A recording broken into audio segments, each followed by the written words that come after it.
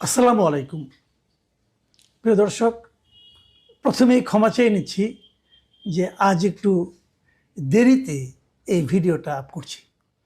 আমার ব্যক্তিগত কিছু সীমাবদ্ধতার কারণে এটা হয়নি, এই জন্য আশা করি আপনারা আমাকে ক্ষমা করবেন।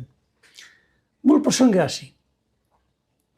অনেক দিন ধরে একটা আলোচনা চলছিল, আমি নিজেও বহুবার বলেছি, এই যে এদেশের অনেক মানুষ বিশ্বাস করতে চান না যে আসলেই কি ফেব্রুয়ারিতে নির্বাচন হচ্ছে, এবং এটা কেন বিশ্বাস করতে চান না, কি যুক্তিতে।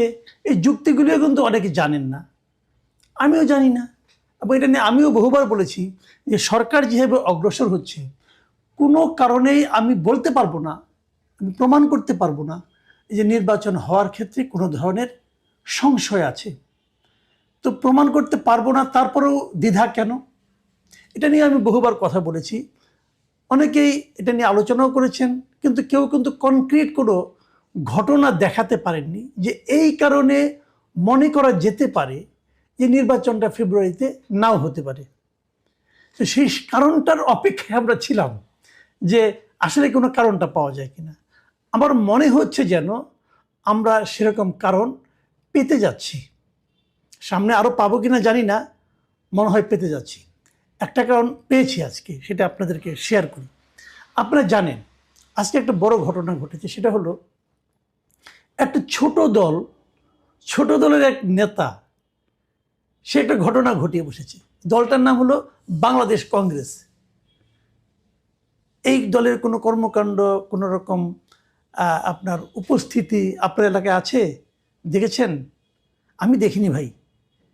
কিন্তু এই পার্টির যিনি সাধারণ সম্পাদক, ভদ্রলোকের নাম হলো মোহাম্মদ ইয়ারুল ইসলাম, উনি আবার একজন আইনজীবী। উনি আজকে আদালতে একটা রিট করেছেন, আজকে বুধবার হাইকোর্টের একটা রিট করেছেন। সেই রিটটা হলো যে উনি নির্বাচন কমিশনকে কিছু প্রশ্ন করেছেন এবং বলেছেন যে এই কাজগুলো না ঘটলে পরে নির্বাচন হওয়া উচিত না। এবং উনি রিটের মাধ্যমে বলেছেন যে সব ধরনের নির্বাচনী কর্মকাণ্ডের জন্য এইগুলির সমাধান না হওয়া পর্যন্ত বন্ধ থাকে। তো আদালতে রিট করলে তো অনেক কিছুই হয়। আদালত যথারীতি নির্বাচন কমিশনকে, সিইসিকে এটা নিয়ে বলেছেন, যেটা নিয়ে আলোচনা হবে। উনি সিইসিকে প্রধান বাদী করেছেন এবং আগামী সপ্তাহে এই রিটটার উপর আলোচনা হবে। আলোচনা হওয়ার পর অনেক কিছু হতে পারে, নির্বাচন স্থগিত হয়ে যেতে পারে। দেখুন, আগামী সপ্তাহে নির্বাচনের শিডিউল ঘোষণা করার কথা। যদি আপনি ফেব্রুয়ারির দ্বিতীয় সপ্তাহে নির্বাচন করতে চান, তাহলে ডিসেম্বরের দ্বিতীয় সপ্তাহে আপনাকে শিডিউল ঘোষণা করতে হবে। সেভাবেই শিডিউল ঘোষণার জন্য বলা হয়েছিল যে 11-12 তারিখের মধ্যে শিডিউল ঘোষণা করা হবে। এখন যদি এই সপ্তাহে যদি এটার শুনানি হয়, শুনানিতে যে কারণগুলি দেখিয়েছেন এই ভদ্রলোক, কারণগুলি কিন্তু ভ্যালিড। আমি কিন্তু কারণগুলিকে সাপোর্ট করি, যত কিছুই বলি না কেন। কারণ উনি কী বলেছেন? উনি বলেছেন যে নির্বাচনের সময় রিটার্নিং অফিসার সাধারণত কে হয়? রিটার্নিং অফিসার হয় ডিসি, এবং উপজেলা সহকারী রিটার্নিং অফিসার যিনি হয়, এটা হলো উপজেলা নির্বাহী কর্মকর্তা, ইউএনও। এই ইয়ারুল ইসলাম সাহেবের বক্তব্য যে নির্বাচন কমিশনের জেলা নির্বাচন কর্মকর্তা একজন আছে, উপজেলা নির্বাচন কর্মকর্তা আছে। তো রিটার্নিং অফিসার কেন জেলা নির্বাচন কর্মকর্তা হবে না? একদম ভ্যালিড কারণ, প্রশ্নটা কিন্তু ভ্যালিড। এটা নিয়ে আমি নিজেও বহুবার বলেছি যে কেন ডিসিকে বানাতে হবে, কেন? এবং ডিসিকে যখন আপনি বানাবেন, তখন কিন্তু আপনি প্রশাসনের আন্ডারে চলে গেলেন। তখন কিন্তু নির্বাচনটা পরিচালনা করছে প্রশাসন, নাম হচ্ছে নির্বাচন কমিশন। অনেক সময় বলা হতো না যে নির্বাচন কমিশন হলো পোস্ট অফিসের মতো, ওখানে সেগুলো জমা হয়, ওনারা দেখেন। তাহলে মূল কাজটা কিন্তু করে ডিসি। উনি রিটার্নিং অফিসার, উনি নির্বাচনের ফলাফল ঘোষণা করেন, অনেক কিছু উনি অনেক কিছু করেন, উনি অনেক কিছু করতে পারেন। এবং এটা পারেন বলেই কিন্তু এইবার এই যে নতুন সরকার আসার পর ওই নির্বাচনের সময় যারা যেখানে ডিসি ছিলেন, যারা যেখানে এসপি ছিলেন, তাদের ব্যাপারে তারা কিছু ব্যবস্থা কিন্তু নিয়েছেন। সেই নিয়ে নেওয়াটা একদম আপনার পাইকারি হারে নেওয়া হয়েছে, সেটাও আবার ঠিক হয়েছে বলে আমি মনে করি না। কিন্তু ওনারা একটা জায়গায় ঠিক ছিলেন যে আসলেই নির্বাচনকে যদি ম্যানিপুলেট করতে হয়, তাহলে এই জায়গাটা হলো মূল জায়গা। ডিসি, ইউএনও, এসপি হলো মূল জায়গা। তো ইয়ারুল ইসলাম সাহেব এই পয়েন্টে বলেছেন যে নির্বাচন পরিচালনা ওনারা কেন করবেন? নির্বাচন পরিচালনা করার জন্য প্রত্যেকটা জেলায় জেলা নির্বাচন কর্মকর্তা নামে একটা পোস্ট আছে, তো উনি কেন করবেন না? উনাই তো রিটার্নিং অফিসার হওয়া উচিত, তাকে প্রশাসন সহায়তা করবে এ পর্যন্ত, কিন্তু কাজটা তো উনি করবেন। তো এই যে বেসিক পয়েন্টটা, এটা কিন্তু আপনি ইগনোর করতে পারবেন না।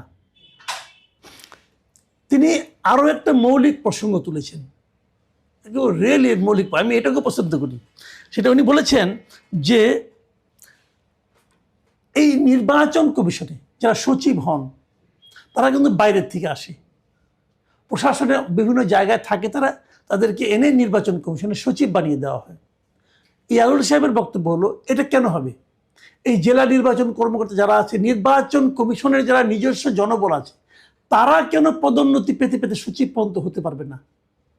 সচিব অথবা জয়েন্ট সেক্রেটারি তারা হতে পারবে না কেন? এটা হওয়া উচিত, এবং আমিও এর সঙ্গে একমত, এটা হওয়া উচিত, খুবই হওয়া উচিত। কেন আপনি বাইরের থেকে একজন লোককে এনে কমিশনার বানাবেন, কমিশনের সচিব বানাবেন? কেন বানাবেন?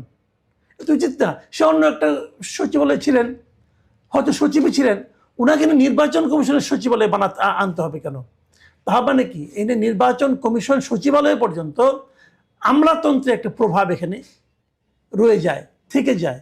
তখন আমলা দ্বারা নিয়ন্ত্রিত হয় পুরো নির্বাচন ব্যবস্থা, দেশটাই চলছে আমলাদের দ্বারা, কিছু দ্বারা করার নেই। হাসিনারা বলে মূল কাজ কে করছে, অপকর্মগুলি কে করছে?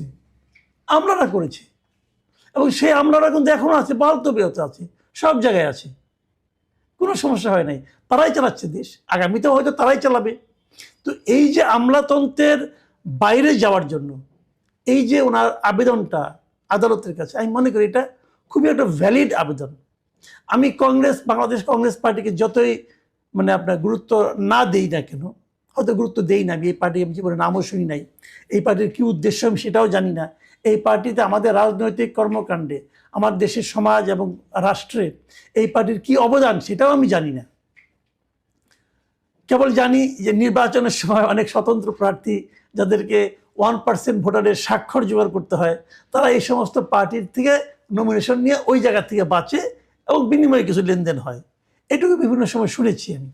যাক, সেটা হলো এক প্রসঙ্গ। কিন্তু এই ছোট পার্টির নেতা, সাধারণ সম্পাদক মহাসচিব উনি ইয়ারুল ইসলাম সাহেব, উনি কিন্তু একটা বড় কাজ করেছেন। এই পর্যন্ত একটা পার্ট, এখন আসলে দ্বিতীয় পার্টে আসি। প্রশ্ন হচ্ছে, এই ভালো কাজটা উনি এখন কেন করছেন? আজ থেকে 2 মাস আগে কেন করেন নাই? আজ থেকে 3 মাস আগে কেন করেন নাই? আগে করলে এটা কিন্তু একদিনের সমাধান হয়ে যেত।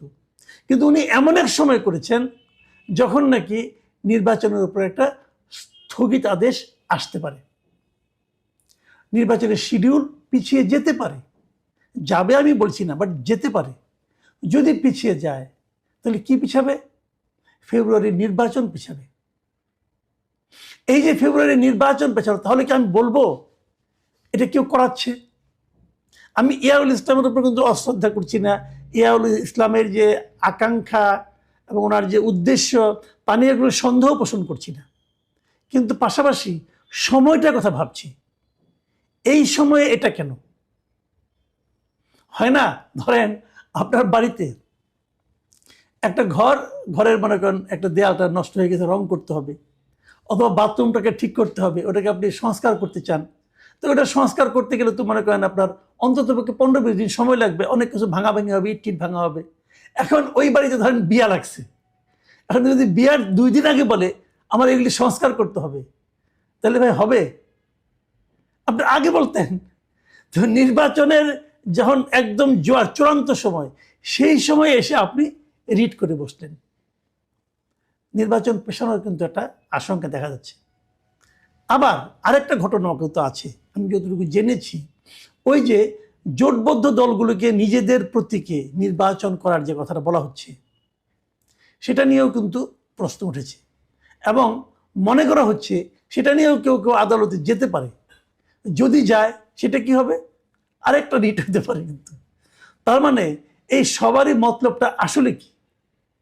আসলে নির্বাচনটা যিনি পিছিয়ে যায়। এবার বরং ভাবেন আপনারা যে নির্বাচন পেছালে লাভ কার? আমি কিন্তু সবসময় যে কোনো আলোচনায় আমি করি না কেন, আমি কিন্তু একটা কথা আপনাদের প্রায়ই বলি যে আসলে বেনিফিশিয়ারিকে এটার দিকে তাকাবেন। যখন কোনো অঘটন ঘটে, যখন কোনো সুঘটন ঘটে, যে ঘটনাই ঘটুক, আপনাদের চিন্তা করতে হবে এটা বেনিফিশিয়ারিকে, এটা করলে পরে, এটা হলে পরে লাভটা কার হয় সেটা চিন্তা করে দেখেন। আপনাদের মাথার মধ্যে আসে পড়তে পারে চিন্তাটা যে তাহলে কি যারা 5 বছর থাকতে চায়, 10 বছর থাকতে চায়, 50 বছর থাকতে চায়, এটা কি তাদের দাবার কোনো চাল? আপনারা ভাবুন, পরে কথা হবে। আল্লাহ হাফেজ।